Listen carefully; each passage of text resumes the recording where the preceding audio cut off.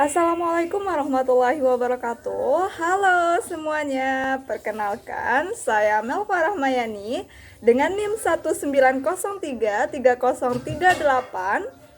Pada kesempatan kali ini, saya akan mempresentasikan medan magnetik pada berbagai produk teknologi. Mata kuliah pembelajaran fisika berbasis teknologi dan bencana dengan dosen pengampu Bapak Fahrul Razi SPD MSI PhD. Untuk cakupan materinya ada kompetensi dasar, ada tujuan pembelajaran, lalu juga ada sumber belajar dan materi tentang medan magnetik, penerapan dari medan magnetik dan dampak dari medan magnet bumi. Untuk yang pertama itu ada kompetensi dasar, di mana KD yang saya pilih adalah KD 3.3, yaitu menganalisis medan magnetik, induksi magnetik, dan gaya magnetik pada berbagai produk teknologi. Dan KD 4.3-nya adalah melakukan percobaan tentang induksi magnetik dan gaya magnetik di sekitar kawat berarus listrik. Berikut presentasi hasilnya.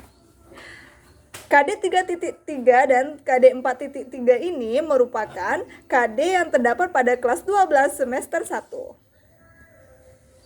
Selanjutnya, tujuan pembelajaran.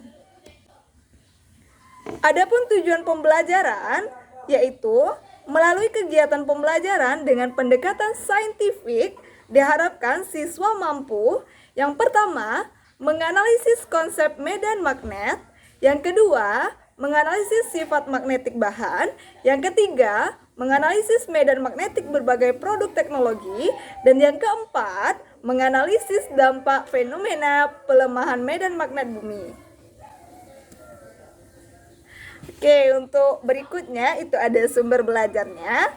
Sumber belajarnya ada dari Kanginan Marten 2006.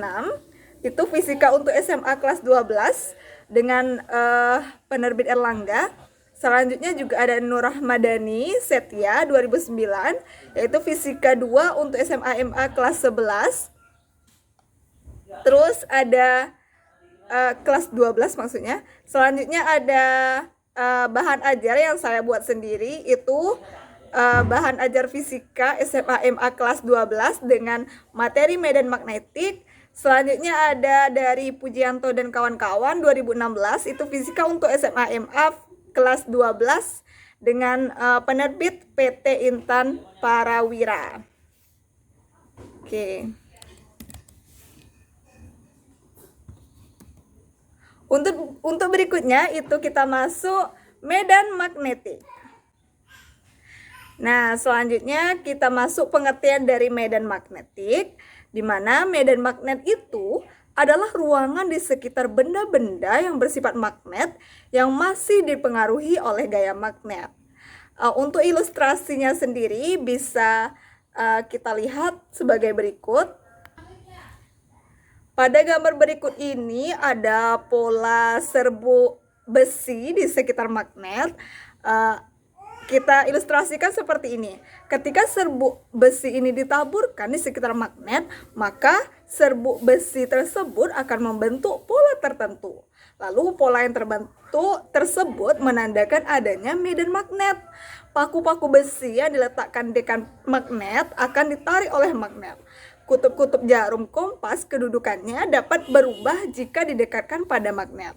Lalu gejala terbentuknya pola serbuk besi di sekitar magnet tersebut, tertariknya paku besi dan berubahnya kedudukan kutub-kutub jarum kompas yang disebabkan oleh adanya gaya yang ditimbulkan oleh kutub magnet. Nah, ruangan tempat paku atau jarum kompas berada maka itu disebut dengan medan gaya. Gaya yang menyebabkan paku menempel dan berubahnya kedudukan kutub-kutub jarum kompas ditimbulkan oleh medan magnet. Maka medan gaya tersebut disebut dengan medan magnet. Maka dapat disimpulkan medan magnet itu adalah ruangan di sekitar benda-benda yang bersifat magnet yang masih dipengaruhi oleh gaya magnet. Semakin jauh sebuah posisi dari magnet, semakin kecil besar medan magnetnya, karena semakin sedikit jumlah garis gaya magnetnya. Selanjutnya kita masuk ke sifat magnetik bahan. Nah, bahan magnetik itu dibedakan menjadi 3 jenis, yaitu ada bahan ferromagnetik, lalu ada bahan paramagnetik, selanjutnya ada bahan diamagnetik. Untuk penjelasannya sendiri yaitu untuk bahan ferromagnetik ini adalah bahan yang sangat mudah dipengaruhi oleh medan magnet, di mana bahan jenis ini dapat dijadikan sebagai magnet permanen. Nah, contohnya bahan ini adalah ada besi, terus ada baja, terus ada nikel dan juga kobalt. Untuk bahan yang kedua itu adalah bahan paramagnetik, di mana bahan ini adalah bahan yang tidak mudah dipengaruhi oleh medan magnet. Bahan jenis ini tidak dapat dijadikan sebagai magnet permanen. Contohnya ada bahan paramagnetik adalah mangan, platina, aluminium, terus juga ada timah. Untuk jenis bahan yang ketiga itu ada bahan diamagnetik, di mana bahan ini adalah bahan yang tidak dapat dipengaruhi oleh medan magnet. Dengan contohnya yaitu ada bismut, ada timba, terus ada perak, terus ada emas dan juga tembaga. Selanjutnya itu ada penerapan medan magnet di kehidupan sehari-hari. Untuk yang pertama itu ada MRI atau yaitu untuk mendeteksi penyakit. MRI atau magnetic resonance imaging ini merupakan suatu teknologi yang bisa untuk mendeteksi penyakit, di mana orang yang dicek kesehatannya dimasukkan ke dalam medan magnet yang memiliki 5.000 kali lipat lebih kuat dari medan magnet bumi, di mana untuk medan magnet sebesar ini mengakibatkan nukleon tubuh berputar dan berbaris sejajar menjadi jarum kompas. Lalu nukleon tersebut kemudian ditembakkan dengan gelombang radio untuk menginduksi arahnya. Saat arahnya sejajar, nukleon tersebut akan memancarkan gelombang radio yang akhirnya diterima oleh komputer sebagai pencintraan kondisi dalam tubuh. Nah, teknik tersebut jauh lebih aman dibandingkan dengan ronsen atau sinar X loh. Selanjutnya untuk penerapan yang kedua itu ada pembangkit listrik tenaga nuklir atau PLTN. Pembangkit listrik tenaga nuklir ini merupakan pembangkit listrik yang menggunakan energi nuklir. Untuk kerja pembangkit listrik konvensional, misalnya pembangkit listrik dengan menggunakan batu bara, air dipanaskan menggunakan bahan bakar pada batu bara hingga menguap. Nah, uap yang dihasilkan akan digunakan untuk menggerakkan turbin yang selanjutnya digunakan untuk menggerakkan generator. Cara ini selain dapat mengurangi jumlah sumber daya alam yang tidak bisa terbaharui, juga dapat mencemari lingkungan akibat pembakaran yang menghasilkan asap karbon, sulfur dan juga nitrogen. Untuk mengatasi hal tersebut, maka adanya PLTN, di mana pada PLTN ini panas diperoleh dan reaksi pemecahan inti atom fisi dalam suatu reaktor nuklir. Nah, panas yang dihasilkan mampu mencapai 1,5 juta derajat Celcius hingga tidak ada satupun bahan di bumi yang mampu menahan energi panasnya. Agar partikel panas tersebut tidak menyebar ke lingkungan, yang digunakan adalah botol magnet dengan medan magnet yang sangat besar. Sehingga dapat disimpulkan pada PLTN ini dia juga menggunakan botol magnet dengan medan magnet yang sangat besar. Untuk penerapan yang ketiga itu ada kereta maglev, di mana maglev atau magnetically levitated ini atau kereta api levitasi magnetik adalah jenis kereta api yang mengambang secara magnetik. Nah, berikut ilustrasinya atau gambar dari kereta maglev ini. Ya. Kereta maglev ini dijalankan kurang lebih 10 mm di atas relnya.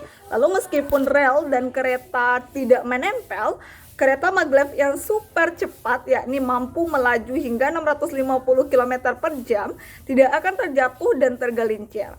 Hal ini disebabkan kereta maglev menerapkan prinsip gaya tolak-menolak magnet serta didorong dengan menggunakan motor induksi. Nah, kereta maglev ini telah menjadi alat transportasi massal di beberapa negara maju seperti Jepang, Amerika, Cina, dan beberapa negara maju lainnya, negara Eropa tentunya. Di Jepang, kereta ini cukup terkenal dengan nama Shinkansen yang menghubungkan kota Tokyo, Nagoya, dan Osaka. Untuk selanjutnya yaitu dampak fenomena medan magnet bumi. Selain penerapan medan magnet di berbagai produk teknologi, medan magnet ini juga memiliki dampak tentunya ini yang akan kita bahas adalah medan magnet bumi, di mana ketika kutub magnetik dan kutub geografik terhimpit, iklim seperti musim dingin, panas, dan semi akan sesuai dengan posisinya. Lalu kebalikan kutub ini terjadi setiap 400.000 tahun sekali. Nah, jika terjadi kebalikan kutub ini, inilah yang sangat berbahaya. Sehingga kutubnya ekstrim, maka nanti akan terjadi gempa dan tsunami dengan gelombang tinggi di sejumlah lokasi. Dapat kita lihat ini adalah gambar dari tsunami. Sehingga jika kutub ekstrim dari kutub ini terbalik, maka akan menyebabkan hal tersebut, yaitu gempa dan tsunami. Oke, untuk selanjutnya yaitu ada contoh soal. Kita semua bisa melihat ada 2 soal di sini. Teman-teman semua bisa menjawab, silahkan dijawab. Yang soal pertama itu besaran yang menyatakan medan magnetik di sekitar kawat berarus listrik adalah, itu ada pilihannya A sampai E. Terus yang kedua, untuk pertanyaan yang kedua, produk teknologi berikut yang merupakan salah satu contoh penerapan induksi magnetik adalah. Nah, teman-teman bisa menjawab dari penjelasan yang sudah saya jelaskan tadi, teman-teman pasti sudah paham. Oke, thanks for attention. Terima kasih atas perhatiannya. Mohon maaf atas segala kekurangan.